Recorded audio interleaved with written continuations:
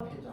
ऐसे कई सारे वीडियो भी हमारे YouTube पे अवेलेबल हैं। इस संस्थान के CMD चीफ मुख्य जो प्रबंधक हैं हमारे डॉक्टर भूपेंद्र गौतम जी, उनका आज जन्मदिन है। और आज का जन्मदिन बहुत खास इसलिए है क्योंकि 2020 में लोगों को ऐसा लगा कि आगे लाइफ हमारी चलेगी कि नहीं चलेगी, क्या होगा, ये किसी को पता नहीं था। सब लोगों ने सोचा कि 2020 को केवल लाइफ बचाने के लिए हम लोग प्रयास करें और 2020 इस तरीके से बीत गया। ये जो आप देख रहे हैं 68 इयर्स का जवान, एकदम यंग, इसके पीछे जो मेन कारण है वो है हमारी आयुष चिकित्सा प्रणाली।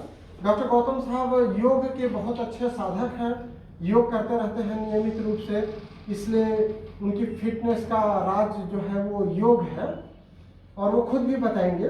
तो आज हम लोगों ने 2021 के पहले दिन पर एक व्याख्यान माला रखा है जिसमें डॉक्टर भूपेंद्र गौतम साहब आपको बताएंगे, साथ ही डॉक्टर ऋषभ जैन साहब बताएंगे। ऋषभ जैन साहब रिटायर्ड आयुष अधिकारी हैं मध्य प्रदेश शासन के, और डॉक्टर भूपेंद्र गौतम साहब मध्य प्रदेश के मुख्यमंत्री शिवराज सिंह चौहान के प्रेस अधिकारी रहे हैं 7 साल और एडिशनल सेक्रेटरी होकर के रिटायर हुए हैं मध्य प्रदेश शासन से। तो हम लोग आज बात करेंगे जीवेम शरदः शतम्, 100 साल तक कैसे जिया जा सकता है आयुष चिकित्सा पद्धतियों के सहयोग से।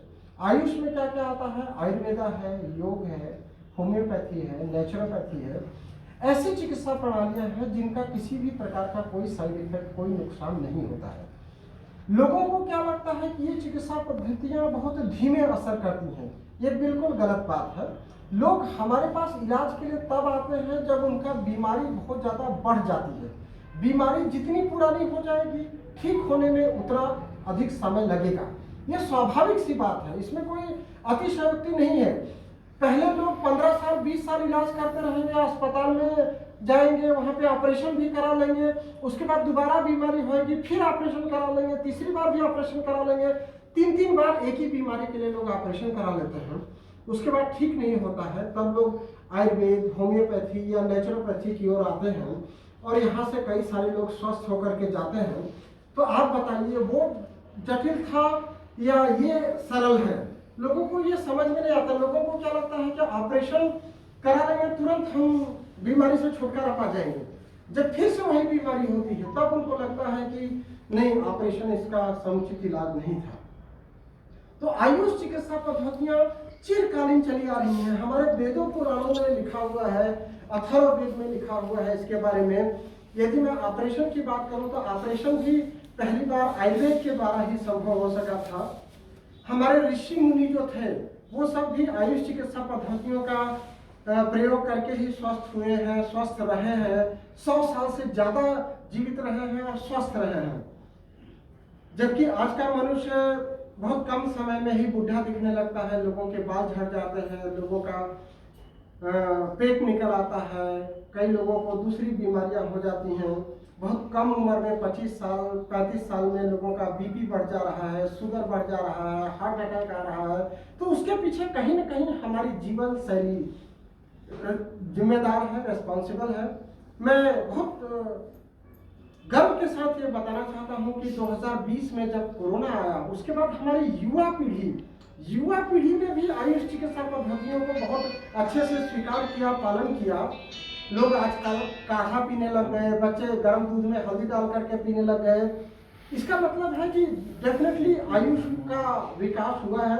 अगर हमारे युवा ऐसे ही आयुष का पालन करेंगे तो मुझे लगता है कि उनको बीपी और शुगर की दवाइयाँ नहीं खाना पड़ेगी।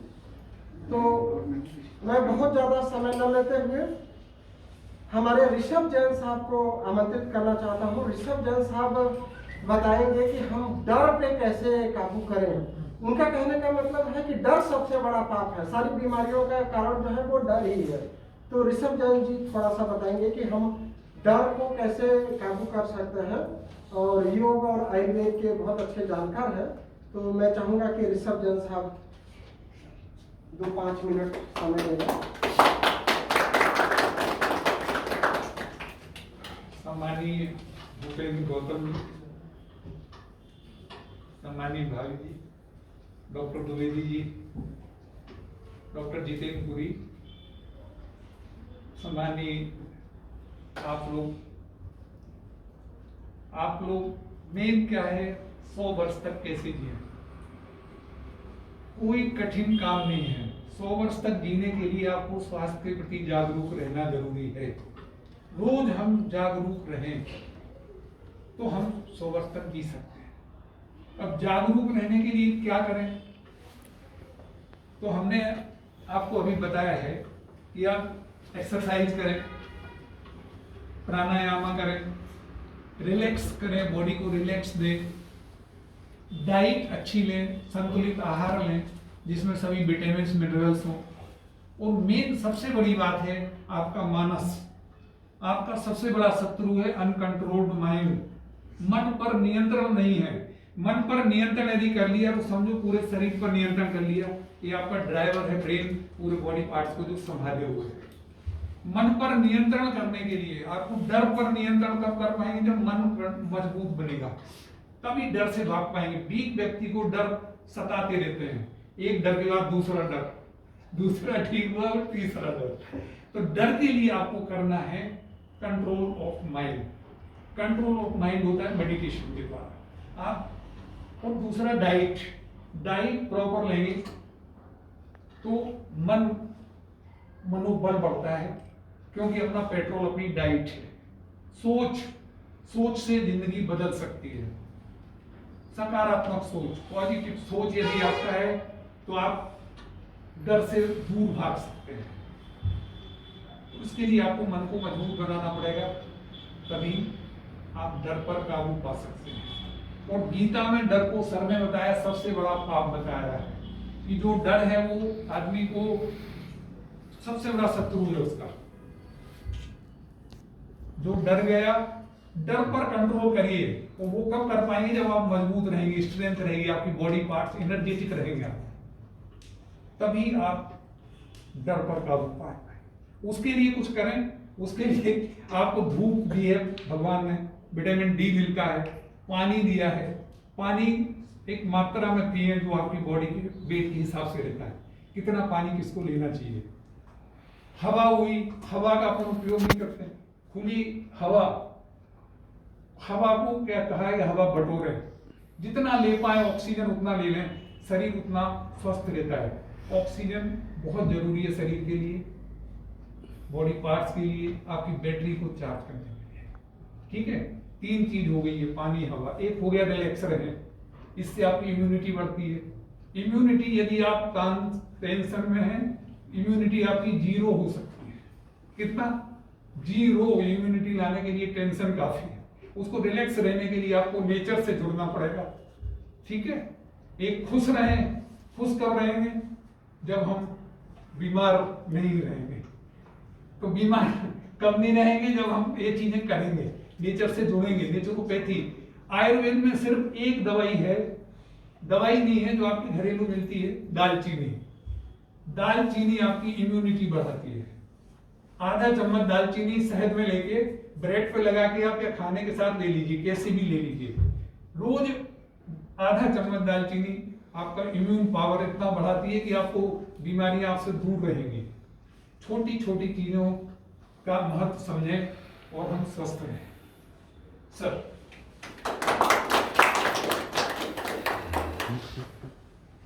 मैं कुछ मेरे एक्सपीरियंस बताना चाहता हूँ पिछले 6-8 महीने का।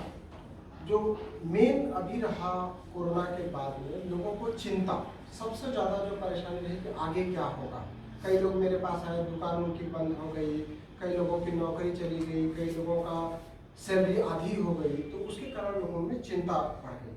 उसके बाद आता है कुंठा, कई लोग कुंठित हो गए। तो हमारे मन को जब हम अच्छा रखेंगे तो हमसे कुंठा दूर होती चली जाएगी।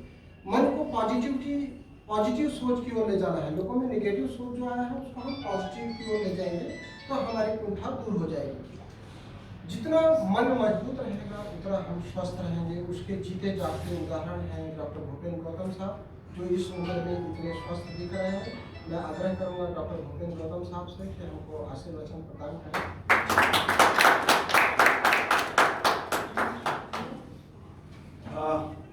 डॉक्टर अश्विनी कुमार द्विवेदी, संक्षिप्त नाम doctor A K. Dwivedi, Rishabh Jain doctor. बाकी मित्रों, आप सागर से आए हैं सर? सागर से कौन आया? बहुत बढ़िया। ये मैं यहाँ आप और डॉक्टर सर हरि सिंह गौर की बदौलत ही खड़ा हूँ। मेरी पूरी शिक्षा सागर से, और सागर का ऋण कभी पूर्ण हो पाएगा नहीं, कह नहीं सकते। ये एक का कार्यक्रम कल डॉक्टर साहब ने कहा कि रखते हैं, मुझे पता ही नहीं था कि इस तरीके से एक छोटा सा कार्यक्रम आप इतना व्यापक कर देंगे। बड़ा खराब समय हम सब ने देखा। जैसा डॉक्टर ने कहा, ऐसा लग रहा था कि पता नहीं ये मानव सभ्यता कितना सरवाइव कर पाएगी, ऐसा लगने लगा था। घर के अंदर बंद, महीना महीना, डेढ़ महीने बिल्कुल बाहर नहीं निकल पा रहे, चारों तरफ सन्नाटा छाया हुआ। ऐसी बीमारी अचानक आ गई। फिर भी जिन लोगों ने इस बीमारी से लड़कर के जीत हासिल की, या जो लोग प्रत्यक्ष रूप से इसके संपर्क में रहने के बाद में भी इस बीमारी की जकड़ में नहीं आए, उनमें शारीरिक क्षमता निश्चित तौर पर ज्यादा थी। कोई गर्व की बात नहीं है, कोई घमंड भी नहीं है। इसको मैं कोई इस तरीके से भी नहीं लेता कि आप कहें कि कोई बहुत बड़ी क्षमता है मेरे में, मगर हम दोनों कोरोना के बहुत ज्यादा प्रत्यक्ष में आए। परिवार में हो गया, छोटे से बच्चे को हो गया, हम लोग उसको बताया नहीं, गोद में उसको लेकर के खिलाते थे, उसको हाथ से खाना खिलाते थे, भय था। किंतु कुछ ईश्वर की कृपा और कुछ डॉक्टर ए.के. द्विवेदी की कृपा कि इन्होंने एक ऐसी दवा दी कि 3 बूंद उसकी हमने डाल करके 1 लीटर पानी में, और वो जो है रोजाना 3 बार उसकी आधा आधा कप पीते रहे, और वो बीमारी नहीं हो पाई। मतलब यह है नुकसान भी नहीं किया उसका और बीमारी भी नहीं हुई। मतलब यह है कि आयुष चिकित्सा पद्धति अगर आप ढंग से अपनाएं, चाहे वो होम्योपैथी हो, चाहे वो आयुर्वेदिक हो, यूनानी पद्धति हो, जो भी आयुष से जुड़ी हुई पद्धतियां हैं। अब आयुर्वेद में तो हमारे यहाँ पर जीवित शरद शतम नहीं, हजारों वर्ष की उम्र का उल्लेख मिलता है। शतायु हो, ये बहुत महत्व का विषय नहीं। शतायु, स्वस्थ शतायु हो, इस बात का ज्यादा महत्व है। और स्वस्थ शतायु कैसे हो सकते हैं, उसके लिए जीवन की बहुत छोटी छोटी बातें हैं जो आदमी स्वीकार कर ले, जो अपना ले, निश्चित तौर पर वो स्वस्थ शतायु हो सकता है। स्वस्थ शतायु ना हो, स्वस्थ 90 हो सकता है, स्वस्थ 80 हो सकता है। जीवन के जितने दिन जिए, स्वस्थ होकर के जिए और बहुत ही शांति से ईश्वर को प्राप्त हो जाए, मृत्यु आ जाए, इससे ज्यादा बड़ी बात कुछ नहीं होती। कष्ट, मृत्यु, और ऐसा माना जाता है कि सबसे ज्यादा कठिन कष्ट होता है जीवन के प्रथम जब जन्म होता है, और सबसे ज्यादा कठिनाई होती है जब मृत्यु आती है। जब जन्म होता है तो उस समय तो पता नहीं चलता कि कष्ट क्या हुआ, क्योंकि वो तो बहुत ही शिशु और पैदा होने वाले बच्चे को क्या पता, बेहोशी की हालत में जैसे आप किसी का ऑपरेशन कर दो, उसको क्या पता। किंतु मृत्यु जो है कठिन हो जाती है यदि आपका स्वस्थ जीवन नहीं है। और हमने ऐसी मृत्यु देखी है कि माला हाथ में लिए, पालथी मारे और ईश्वर को प्राप्त हो गए। उन्होंने इस तरीके का शानदार जीवन जिया, स्वस्थ जीवन जिया और मृत्यु को प्राप्त हो गए। ऐसा जीवन यदि मिले तो शतायु ना भी हो, जितना भी हो उतना अच्छा है। शतायु होना बहुत शतायु हूँ बहुत अच्छी बात है, क्योंकि हमारे यहाँ तो शतायु होने का आशीर्वाद भी दिया जाता है, किंतु जितने दिन भी जीवित रहें, स्वस्थ होकर जिए, इसके लिए जैसा डॉक्टर्स दोनों ने बताया, बहुत छोटी सी बात है कि प्रभात बेला में उठना आवश्यक है। 5:30 बजे उठ जाना चाहिए, 10:30 बजे रात में सो जाना चाहिए। अब व्यस्तता इतनी ज्यादा हो गई है कि लोग बाग 12, 1, 2 और जब ज्यादा जगने लगते हैं तो फिर उसके बाद में नींद नहीं आती। अब ये दुख हमारे घर में भी है। मेरे बेटे को 2 बजे से 3 बजे से पहले नींद नहीं आती, और दिन में आप 11, 12 बजे तक सुला लीजिए, क्योंकि वो इतने व्यस्त रहते हैं और बीमारियां घेरना शुरू हो जाती हैं। प्रातः उठने के पश्चात बहुत ही साधारण किस्म के, कोई बहुत योगाचार बनने की आवश्यकता नहीं है, बहुत साधारण के सूर्य नमस्कार कर लें, थोड़ा सा प्राणायाम कर लें, थोड़े से पेट स्वस्थ रहे, सबसे ज्यादा जरूरी। यदि आपका पेट स्वस्थ है, आपका मोशन ठीक से होता है, तो आप ये समझ लीजिए कि बीमारी तो सामान्यतः आएगी ही नहीं। बहुत दूसरी किस्म की बीमारियां छोड़ो, मगर सामान्य शारीरिक बीमारियां यदि आपका पेट स्वस्थ है तो नहीं आएंगी। तो मैं बता रहा था कि डॉक्टर साहब ने मुझे स्वस्थ किया। मैं बहुत ज्यादा स्वस्थ पहले नहीं रहता था। 40 साल की उम्र में आप आश्चर्य मानिए, मेरा वजन 40 साल की उम्र तक 42 किलो था, 40 वर्ष की उम्र तक। उसके पश्चात मैंने योग शुरू किया और अब करीब 60 किलो वजन है और 65 उम्र पूरी हो चुकी है। आप अभी सभी लोगों के बराबर चल फिर सकता हूँ, दौड़ सकता हूँ, ये कोई उस आश्चर्य की बात नहीं, ये सब कोई कर सकता है। बस थोड़ा सा जीवन में संयम, थोड़ा सा नियम का पालन, थोड़ा सा खान पान, इन सब चीजों को, बहुत ज्यादा ऑयली भोजन स्वस्थ रहने के लिए कीजिए। कभी कभी 10-15 दिन में कभी समझ में आता है तो चटपटा खेल, किंतु प्रतिदिन ये तय कर लीजिए कि हमको इतनी ही मात्रा में तेल खाना है, इतनी ही मात्रा में नमक खाना है। संतुलन, प्रकृति के साथ संतुलन बैठाइए। और आप देखते हैं कि गांव में, और या मैंने तो ऐसे ऐसे लोगों को देखा है कि यहाँ पर ये खान नदी जो है, यहाँ पर खान नदी ये बहुत गंदी है, बहुत गंदी थी, अब तो बहुत साफ हो गई। इसमें भी स्नान करके बच्चे स्वस्थ रहे, कारण क्योंकि वो प्रकृति के साथ जीते हैं, प्रकृति में रहते हैं। गांव में उतनी ज्यादा समस्या नहीं है, कारण उनको स्वस्थ वातावरण मिलता है, वायु प्रदूषण नहीं है। तो इन सब के लिए अब जैसे अभी तक वो लोग जिन्होंने मास्क लगाया उनको कोरोना पास नहीं आया, अभी तक कोई वैक्सीन नहीं थी।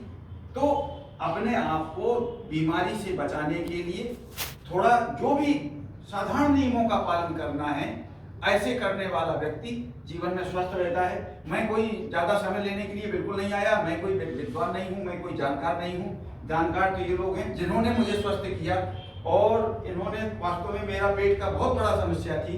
डॉक्टर साहब ने मुझे 6 महीने का तक इलाज किया, और उसके पश्चात आज स्थिति ये है कि प्रातः 24 घंटे में एक बार सोच जाते हैं जो लोग, उनको स्वस्थ कहते हैं। 1 बार योगी, 2 बार भोगी और 3 बार रोगी। ये अपने यहाँ कहावत है, यानी जो 1 बार जाता है वो योगाचार्य, जो 2 बार जाता है वो पारिवारिक व्यक्ति, और जो 3 बार से ज्यादा जाने लगता है वो निश्चित तौर पर कहीं ना कहीं रोग से ग्रसित है, तभी उसको बार बार सोच आ रही है। तो सोच सामान्यतः 1 बार इतनी सफाई से हो कि पेट साफ हो जाए, आपको बहुत अच्छी भूख लगे, बहुत अच्छा भोजन कीजिए, निश्चित तौर पर आप स्वस्थ रहेंगे, प्रसन्न रहेंगे। धन्यवाद।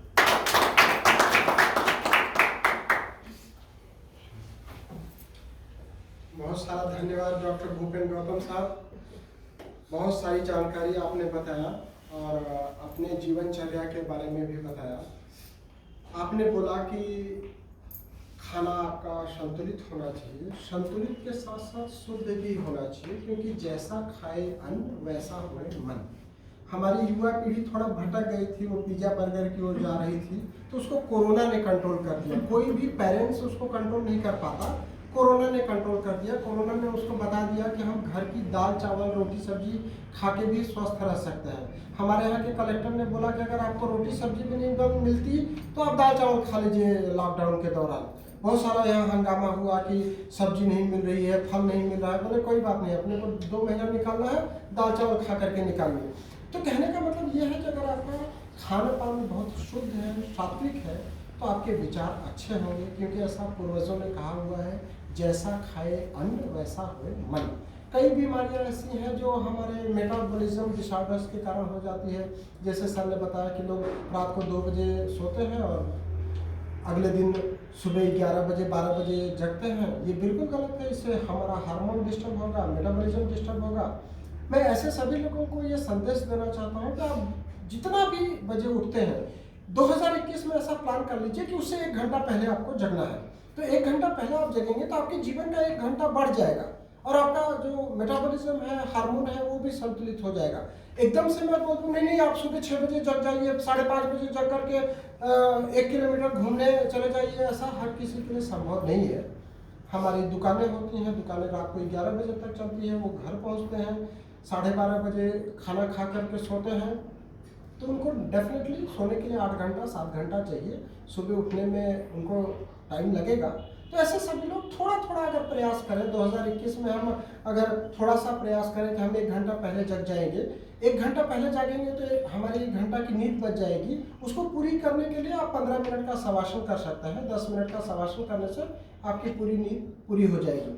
इसी तरीके से अगर मैं बात करूँ तो जिनको बीपी या शुगर की दवाइयाँ चल रही है, वो लोग कैसे आयुष की ओर जाए, तो उनको बीपी और शुगर की दवाई लेते हुए ही अगर आयुष चिकित्सकों से मिलते हैं तो उसके साथ में उनकी दवाई दी जा सकती है। और मैं लाइफ स्टाइल डिसीजेस की बात कर रहा था, जैसे वेरिकोज वेन के लिए बैठे हैं, तो वेरिकोज वेन में अगर हम खड़े रहते हैं या खड़े रहने का कोई भी काम करते हैं तो हमारी नसों में खून जम जाता है।